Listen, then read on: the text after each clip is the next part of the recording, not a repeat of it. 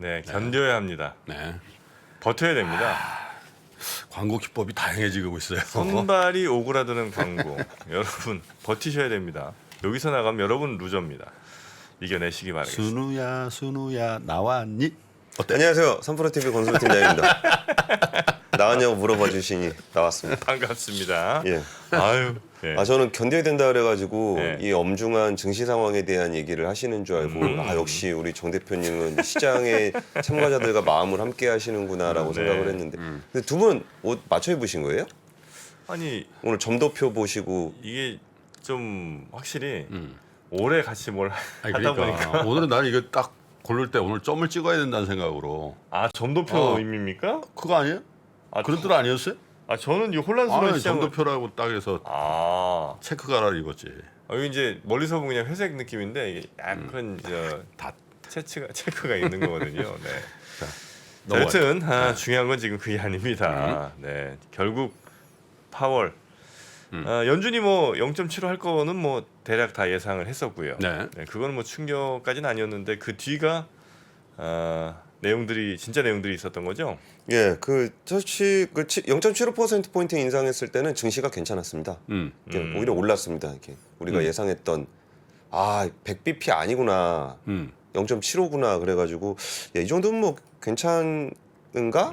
아니 근데 0.75 한 다음에 쭉 빠졌다가 예. 성명문 자체만 보고는 별게 없다. 예. 그러 올랐어요. 근데 예. 기자회견 하면서 이제 제롬 파월이 이런저런 막 살을 붙이는데 빠지더라고. 이제 내가 볼 때는 이 말 때문에 빠진 게 아닌가. Keep at it. 그러니까 이게 뭐냐면 이제 어떤 일이 있어도 예. 그 내가 지킨다 이런 뜻은 이제 이게 이제 keeping at it이라고 이게 폴 볼커가 쓴 용어를 그대로 썼거든. 네, 그런 이제 제롬 파월의 어떤 강경한 예. 내 인플레이션 꼭 잡는다 이런 의지를 확인하면서. 그리고 이제 숫자 얘기가 조금 나왔었는데 네. 제롬 파월 의장이 했던 얘기 중에 나와 FOMC의 견해로는 가야 할 길이 멀다라는 그러니까. 얘기와 더불어 점도표상으로 125bp의 추가 금리 인상을 시사하고 있다라는 얘기를 했어요. 그래서 점도표도 준비를 해오긴 했는데 뭐 점도표는 근데 이렇게 뭐 보실 줄 아는 분들이 보시는 거라 이렇게 해서 좀씩 올라갔어요. 근데 이대로 생각을 해본다면은 19명의 FOMC 위원 중에 12명은 내년 기준금리를 4.5% 이상으로 전망을 하고 있고 자, 지금 파란색 점들이 이제 아마 보이실 텐데 맨 왼쪽에 있는 게 2022년 말. 올해죠. 네. 그리고 아이고. 어디 갔어? 그러니까 예. 여기가 2022년이고 그렇죠. 여기 다 몰려 2023년입니다. 있죠. 네. 예. 저 근데 이게 지금 많이 몰려 있는 데가 얼마입니까, 저게? 좀 위로 몰려 있잖아요, 좀. 네. 그러면 이 중에 6명이 4.75에서 5를 예상하고 있는 거예요. 맨 위에가 지금 2023년이고. 예, 이게 내년 기준으로 얘기하고 있는 건데, 네. 그러니까 이게 우리가 그 올해 말 기준 금리에 뭐 4에서 4.2 정도 우리 막 이런 얘기 하고 있었잖아요. 근데 거의 뭐 4.5가 대부분이고, 그러니까 25bp 정도 더 올렸다는 얘기죠. 예, 그러니까 예상보다. 그 우리가 기대했던 거는 0.75 이번까지 올리고 난 다음에 이제 10월하고 11월하고 12월쯤에는 한 0.25 두 번 정도 하고 합쳐서 50bp. 예, 그리고 이제 그 정도에서 내년에 좀 유지하다가 내년 하반기쯤에 좀 낮춰주면은 좀 괜찮지 않겠냐. 요거를 우리가 기대를 했던 거잖아요. 그런데 이제 지금 그 나와 있는 숫자들을 보면은 나머지 11월, 12월에도 이렇게 뭐 0.5, 그러니까 빅스텝 아니면 자이언트 스텝을 한 번 더 밟아야 되는 상황이 그렇죠. 돼버렸어요. 네. 그러니까 우리는 베이비 2번 정도 더 할 거다를 기대했는데 빅자이언트가 한 번씩 나올 수도 있을 거다라는 얘기인 거죠. 네. 그리고 물가 상승률이 2%를 향해 내려가고 있다는 확신이 들 때까지 금리 인하하지 않겠다. 그러면서 그러니까 파월 의장은 계속 똑같은 얘기를 하고 있는데 우리가 좀 자꾸 기대를 해서 그런가 네. 이게 내년에 금리 인하 없다는 얘기로 해석할 수밖에 없거든요. 물론 뭐 상황이 어떻게 될지에 대해서 바뀔 수 있죠. 뭐 그러니까 사실. 저렇게 세게 말을 하는 거는 상황이 바뀌길 기대하는 거죠. 이게 말과 어떤 경제적인 압박을 주면서 전반적인 물가가 좀 내려와 주기를 좀 기대하면서 하는 얘기도 있을 거예요. 네. 근데 일단 그 하는 얘기가 이제 물가 수준이 그 6월에 9.1%에서 8월에 8.3%로 좀 날이 오긴 내려왔어요. 근데 이런 부분에 대해서 좀 예상보다 덜 내려오고 있다라는 거고, 그러니까 덜 내려온다는 얘기는 너무 높은 데서 내려오는 거기 때문에 지금 물가가 높다는 얘기예요. 그렇죠. 그리고 이게 높은 게 과거에는 그 원자재를 중심으로 해서 특정 품목들이 이게 쫙 올라가지고 이게 나머지를 이렇게 평균을 올려놨었거든요. 근데 요즘에는 뭐 구리도 그렇고 철도 그렇고 기름도 그렇고 이게 좀 내려왔어요. 그러니까 오히려 필수 원자재들은 내려와 있는데 나머지 물가들이 쫙 올라오는 모습을 보이면서 그게 주거비, 인건비 이런 거잖아요. 주거비, 인건비 그리고 예를 들면 저런 거예요. 그러니까 우리 식품 가격 같은 경우에 국제 밀가루나 곡물가 같은 건 많이 내렸거든요. 그런데 오히려 우리나라 과자 업체들, 식품 업체들은 음식료 값을 올리잖아요. 원자재 값이 내려갔음에도 불구하고. 그러니까 이런 모습들이 원자재 옛날에는 원자재 하나만 어떻게 잡으면 된다 그래가지고 뭐 바이든 대통령이 뭐 사우디 가서 좀 어떻게 안 되겠니 뭐 이러면서 이 기름값만 잡으면 잡을 수 있다 이런 건데 네. 이제 기름값이 잡혔음에도 불구하고 전반적인 사람들 경제 주체들한테 인플레이션 심리가 생겼다는 거예요. 그러니까 좀 잡기가 어렵다는 거고 그러면 심리가 있어도 돈이 없으면은 물가가 안 오르잖아요. 물건을 네. 못 사니까. 그런데 지금 8월에 비농업 일자리가 시장 예상을 상회를 해서 실업률이 3.7%를 기록하는 등 노동시장이 굉장히 견조한 거예요. 그러니까 일자리도 많아요. 그러니까 오히려 지금 기업들이 한 10,000개 정도 일자리가 부족하다고 네. 그러니까 구직이 부족하다는 얘기를 하는 거 보니까 그러면서 연준에서 이번에 했던 얘기가 실업률은 낮은 상태로 유지되고 있고 광범위한 가격 압박 등 인플레이션이 높은 수준으로 유지되고 있다. 그러니까 이게 특정 품목으로 되는 게 아니라 그러면은 물가 잡기가 훨씬 어려워졌다라는 얘기를 그렇죠. 좀 하고 있는 거예요. 그러면서 올해 말 기준금리 수준은 4.4% 정도 예상하는데 원래 6월에 점도표상 중간값이 3.4%였어요. 네. 그러니까 6월에 3.4였는데 100bp 지금 올렸네요. 4.4가 이제 높아진 거고. 네. 그리고 내년 말 금리 전망치는 4.6%. 그러니까 6월보다 0.8% 포인트가 상향이 됐어요. 네. 그러니까 내년 말 금리 전망치가 4.6%면 지금 기준으로 해도 한 1.4에서 6% 포인트 더 올라간다는 얘기거든요. 그러니까 이게 좀 근데 그 얘기는 이제 내년에 더 올리고 우리는 인하를 어쨌든 내년 하반기에는 할 수 있다라고 본 건데 내년에는 인하 없다라고 얘기한 거나 마찬가지죠. 예, 거기다가 물가 상승률 전망치가 올해 말에 5.4% 제시했는데 이게 6월에 5.2였거든요. 네. 근데 생각보다 물가가 높다는 거고 그리고 내년 말 2.8, 24년 말 2.3 내려가서 뭐 한 2025년 말에는 연준 목표 한 2% 정도 갈 거라고 좀 예상을 한 건데 이것도 좀 우리가 기대했던 것보다 훨씬 느리고 네. 더 폭이 낮다는 거고 거기다가 경제 성장률 전망치가 이게 제가 제대로 본 건지 모르겠는데 좀 확인해 주셨으면 좋겠는데요. 이거 기존에 1.7%였거든요. 네. 근데 이번에 경제 성장률 전망치가 0.2%. 맞아요. 네. 그거 맞죠, 이거? 네, 맞습니다. 경제 성장률 전망치가 1.7%였는데 0.2%를 제시를 했어요. 네. 그러니까 이 정도면은 그러면서 금리를 계속 올리고. 예. 아니, 물가가 이렇게 오르는데 경제 성장률이 그렇게 낮게 나오기도 하나요? 그럼요. 네. 그러니까 이게 저는 처음에 1.7%하고 1.5% 나오길래 한 0.2% 포인트를 낮췄나 그랬더니 그게 아니라 1.7에서 0.2로 낮춘 거예요, 전망치를. 그러면 경제 성장 그러니까 거의 이제 경기 침체를 네. 우려해야 되는 수준까지. 경기 침체는 뭐 확실한 거죠. 확실한 거죠. 거의. 지금 1분기, 2분기 다 마이너스 났잖아요. 네. 그리고 실업률 전망치를 3.7에서 3.8%로 0.1% 포인트밖에 안 올렸거든요. 그러니까 실업률은 그렇게 높아지지 않을 거다는 건데 내년 말 실업률은 4.4%. 네. 그러니까 내년 그러니까 아직까지 실업률 고용단은 굉장히 탄탄하게 가고 있지만 내년에는 고용에도 영향을 미칠 정도의 경기 침체가 올 거다라는 걸로 전망을 하고 있는 것 같아요. 네. 그래서 우리나라는 사실 금통위에서 지속적으로 했던 얘기가 이제 베이비 스텝 얘기를 이창용 총재가 지속적으로 하고 있었거든요. 그런데 이런 분위기라면 우리나라 금통위도 10월, 11월 두 번 모두 기준금리 올리는 건 당연한 거고 빅스텝이 또 나올 가능성도 있지 않을까다라는 우리나라도? 전망이. 예. 네. 그래서 오늘 비상거시경제금융회의가 열려요. 추경호 경제부총리, 이창용 한국은행 총재, 김주현 금융위원장, 이복형 금감원장들이 모두 참석을 하게 되는데 무슨 얘기가 나올지 또 오늘 뉴스들도 좀 지켜보셔야 될 것 같습니다. 네. 어쨌든 제롬 파월 의장이 굉장히 강경하게 뭐 예상을 못한 건 아닌데 그 김진일 교수 어제 나오셨잖아요.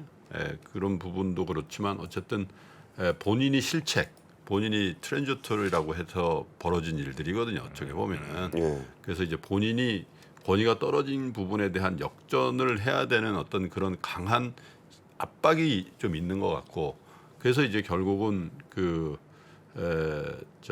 지미 카터 때까지 연준 의장을 했던 폴 볼커를 연상시키게 하는 그런 발언까지도 아까 제가 말씀드렸잖아요.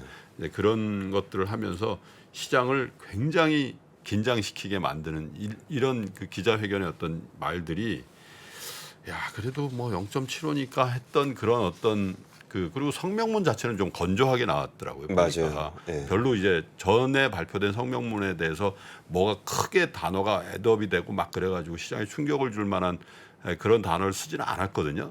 근데 제롬 파월의 입을 통해서 어떤 이런 내러티브가 더 강화되면서 아마 심리가 굉장히 출렁거린 거 아닌가. 그래서 어쨌든 종가가 쭉 밀리면서 그리고 3대 지수가 다 공교롭게 1.7대 쫙쫙 빠지면서 이제 끝났죠. 하여튼 뭐 다른 자산 시장들 예를 들면 코인 같은 경우도 뭐 굉장히 많이 빠진 것 같고요. 그 뭐 인플레이션 되면은 당연히. 자, 하여튼 잠시 후에 김효진 위원과 함께 이 부분을 조금 더 자세히 말씀 들어보기로 하고요. 어제 저녁에도 또 연준 출신 인사가 그렇죠. 김진일 교수님 나오셨습니다. 어떻게 연준에서 의사결정이 되고 어떤 과정들을 거치는지 아주 내밀한 이야기들 흥미롭게 들어보실 수 있으니까요. 어제 저녁 방송 한번 다시 참고하시는 것도 좋을 것 같고요. 김효진 위원한테 다시 듣기로 하고요. 두 번째 뉴스 보죠. 이것도 꽤 큰 기사인데 워낙 큰 기사를 앞에 얘기하니까 되게 소소하게 느껴집니다. 그러니까 이재용 삼성전자 부회장이 다음 달에 손정희 소프트뱅크 회장을 만나서 ARM 인수 제안을 들을 거라는 얘기를 했어요. 근데 이 얘기를 예전에 이재용 부회장이 영국 출장 가고 할 때 이 관련 뉴스들이 많이 나왔었는데 제가 그동안 한 번도 이 뉴스를 전달해드리지 않았던 이유가 약간 좀 뇌피셜 성격이 좀 강했거든요. 그러니까 그냥 삼성의 고위 임원들이 영국 간다 그러면 ARM 인수하러 가는 거 아니냐 이런 얘기가 그냥 항상 나왔던 얘기였고. 네덜란드 가면 NXP이고. 그래갖고 네덜란드 가면 ASML에 장비 구하러 간다 이 얘기가 거의 레파토리처럼 나오는 거라 크게 신경을 안 쓰고 있었는데 이번에 이재용 부회장이 자기 입으로 영국 가서 ARM 만나나요? 그때 경영진 안 만난다. 그래서 뭐 또 그냥 그런가 보다 했는데 다음 달에 손정희 소프트뱅크 회장이 서울에 오는데 아마 그때 뭐 제안을 하지 않겠냐라는 얘기를 이재용 부회장이 했어요. 근데 이 얘기를 자기가 이재용 부회장이 뇌피셜로 얘기하지는 않았을 거 아니에요. 그렇죠. 뭔가 약속이 어레인지 됐다는 얘기죠. 뭔가 아젠다가 있으니까 했었던 얘기 같아서 이거는 좀 유의미하게 물론 성사될지 안 될지는 한참 뒤에 얘기겠지만 지금까지 나왔던 얘기는 아예 실마리가 없었던 얘기다가 처음으로 이 단서가 나왔다는 측면에서 조금 관심이 좀 갔습니다. 근데 DJ 시절부터인가요? 손정희 회장이 임기 중에 한 번은 청와대 한 번 가서 뭐 첫째도 AI, 둘째도 AI, 셋째도 그렇게 하잖아요. 그쵸. 그럴 때 이제 재벌 총수들을 총수란 표현으로 이제 재벌 회장들을 이렇게 그룹으로 만나고 단독으로 만나고 그렇게 하는 행사가 있거든요. 사실 그 행사인지 아니면 ARM 때문에 오는 건지 그거는 뭐 좀 취재를 좀 해보면 좋을 것 같네요. 일단 대통령 행사는 이렇게 함부로 얘기하면 안 되는 성격이라 따로 오는 것 같긴 합니다만 한번 알아보겠습니다. 이게 ARM을 인수한다는 게 어떤 의미가 있을까를 보면 일단 인수를 할 수 있을지에 대해서 불확실성이 굉장히 크고 인수를 한다고 해서 삼성전자한테 그렇게 도움이 될까? 이런 생각들이 좀 있어요. 그러니까 ARM이라는 회사에 대해서 짧게 소개를 좀 드리면은 여기가 이제 저전력 반도체를 만드는, 그러니까 저전력 반도체라는 거를 좀 더 풀어서 설명드리면 컴퓨터는 이거 전원선 연결해서 쓰잖아요. 그러니까 반도체가 좀 전기를 많이 먹어도 괜찮아요. 그러니까 그전에는 X86이라는 아키텍처를 가지고 그러니까 모든 CPU, 노트북이나 데스크탑이나 다 그거를 옛날에 인텔 이쪽 중심으로 썼거든요. 근데 이게 스마트폰으로 넘어가게 되면 전기를 적게 써야 되잖아요. 그러다 보니까 이제 ARM에 가지고 있는 설계 기본 특허를 가지고 만들어요. 그러니까 모바일의 거의 한 90% 이상을 ARM 걸 쓰고 있기 때문에 그러니까 이것만 보면은 ARM 거를 안 쓰면 우리 글로벌하게 반도체 산업을 못 합니다. 그러니까 그런 거 하나 내가 딱 가지고 있으면 얼마나 좋을까. 뭐 이런 생각을 누구나 다 하게 되는 거죠. 그리고 손정혜 회장 같은 경우도 2016년에 이거 인수할 때 내가 50수를 앞서 보고서 샀다. 왜냐면 그때 이게 뭔지 아무도 의미를 몰랐었으니까요. 근데 지금은 어떤 의미가 있냐면, 그러니까 이게 너무너무 중요하거든요. 이거 안 쓰면은 반도체 산업 못 해요. 너무너무 중요하기 때문에 아무도 가질 수 없는 회사가 돼 버렸어요. 그게 무슨 얘기예요? 그러니까 특정한 누가 이걸 살라 그러면 그냥 다 반대. 얘가 독점하면은 얘가 해서 그럼 얘를 삼성의 ARM을 샀어요. 근데 내가 애플 마음에 안 드는데, 야 애플에는 그거 저 특허 팔지 마. 그건 애플 장사 못 합니다. 퀄컴 장사 못 해요. 그러니까 그 정도로 되게 중요한 회사다 보니까 이거를 살 수도 없고 산다 그러면 각국 당국에서 다 반대해요. 그러니까 엔비디아 같은 경우에 이거 살라 그랬다가 그렇잖아요. 불승인 됐거든요. 그리고 설사 산다고 하더라도 그래서 인수가 깨진 거잖아요. 예, 설사 산다고 하더라도 이걸 가지고 내가 뭐 야 너 이거 쓰지 마 할 수도 없고 뭐 그런 상황이에요. 그래서 50에서 70조 정도 돈을 내고 살 가치가 있느냐라는 얘기가 좀 나오는 거고. 닭갈비에? 예? 닭갈비. 닭갈비죠. 뭐 안 먹기에는 좀 그렇지만 닭갈비 맛이라도 있지. 갑자기 먹고 싶네요. 네. 그러다 보니까 네. 그 공동인수 얘기가 나오는 거예요. 막 이거 어차피 공공재인데 그냥 뭐 혼자 사긴 뭘 사냐. 그 SK하이닉스 같은 경우도 이제 공동 컨소시엄 구성해갖고 암 지분 사겠다. 그리고 퀄컴 같은 경우도 이제 경쟁사와 컨소시엄을 구성해. 그러니까 우군이 아니라 경쟁사랑 구성해가지고 암 지분 확보하겠다. 요런 회사예요. 그러다 보니까 이게 삼성전자가 이제 아무래도 설계 쪽에서 조금 약하니까 암을 인수하면 좀 좋지 않겠냐라는 것도 있기도 하지만 거의 모든 고객들이 암 기반으로 그거 만들어 보는데 그럼 파운드리는 어떻게 할 거며 이거 설사 산들 뭐 다른 데다가 뭐 이렇게 영향력을 행사할 수 있는 것도 아니고 뭐 그러다 보니까 여기가 그렇게 어마어마한 회사임에도 불구하고 매출 추정치가 한 2조 2천억밖에 안 돼요. 매출이. 근데 그걸 70조 주고 사야 되는. 아이고 말이야. 매출이 2조예요? 그렇게 안 예. 돼요. 그러니까 이거 안 주면 장사 못 한다는 건 확실한데 안 주기가 좀 되게 어려운 그런. 역시 사업 기질이 없구만. 적당히 해야 되는데 적당히 해야 되거든. 독점력을 적당히 해야지 팔아먹지. 예. 예? 어쨌든 그런 회사라 손정혜 회장 왔을 때 어떤 얘기 나오는지 좀 지켜보실 필요 있을 것 같습니다. 네. 이것도 한다고 해서 또 승인 날 가능성도 많지 않겠네. 그렇죠. 예? 그죠? 엔비디아도 안 해줬는데 삼성은 해주겠어요?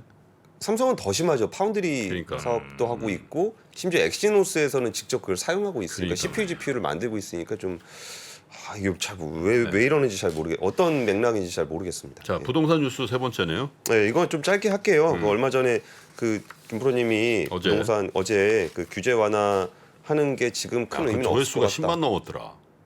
그러게요. 야, 부동산 뉴스가 휘발성이 있긴 있나 봐. 그거 짧은 뉴스네. 그 짧은 뉴스가 조회수 10만 넘었더라고.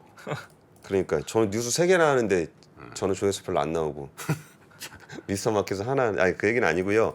세종시를 제외한 지방의 모든 규제 지역이 해제가 됐어요. 그러니까 어제 김프로님이 지금 뭐 규제 완화하고 뭐 그럴 분위기는 아닐 것 같다라는 말, 그래봐 큰 소용 없을 거다라는 얘기하셨는데 뭐 정부에서는 이게 뭐 되게 빨리 대응하네요. 아 근데 그런 빨리 대응이라고 보는 시각도 있고, 야 어차피 지방 이건 매겨 없는데 서울 수도권 안 풀었잖아요. 예. 예.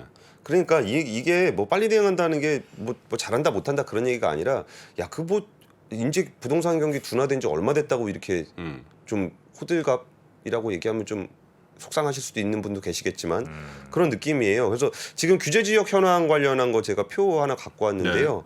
보시면은 그냥 다 빠졌습니다. 이제 이 밑으로는 제가 다 뺐는데 왜냐하면 없어요.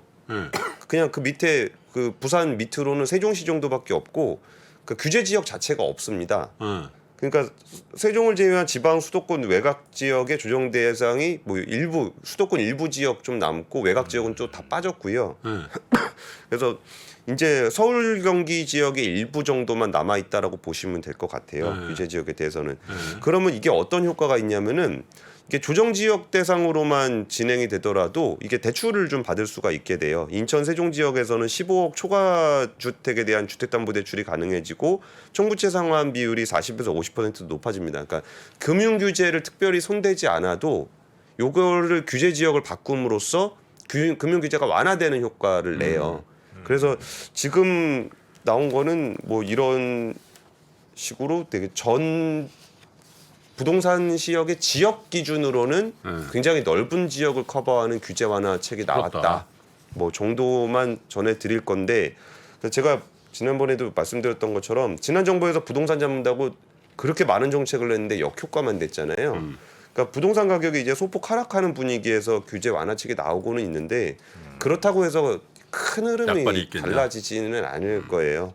그래서 이런 부분들은 좀 염두에 두시면서 부동산 시장을 바라보시면 좋겠다. 결국 싶습니다. 뭐 오늘 다룰 금리가 결정한다고 봐야 되겠죠. 네. 그죠? 예. 신고가에 5만 원 도파할 때 5만 원에 따라 살 수 있나요, 우리? 내가요?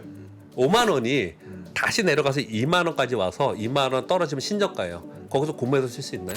주식시장에 절대 변하지 않는 것이 두 가지 있습니다. 주가의 기본적인 움직임 그리고 투자하는 사람들의 심리입니다. 내가 팔면 오르고 사면 떨어진다고요. 주식에 대한 공부가 모자라서가 아닙니다. 주가를 만드는 투자자의 심리를 모르기 때문이죠. 하락장의 공포를 이기는 5가지 실전 투자 심리 전략. 박병창의 돈을 부르는 매매의 심리에서 지금 확인하십시오.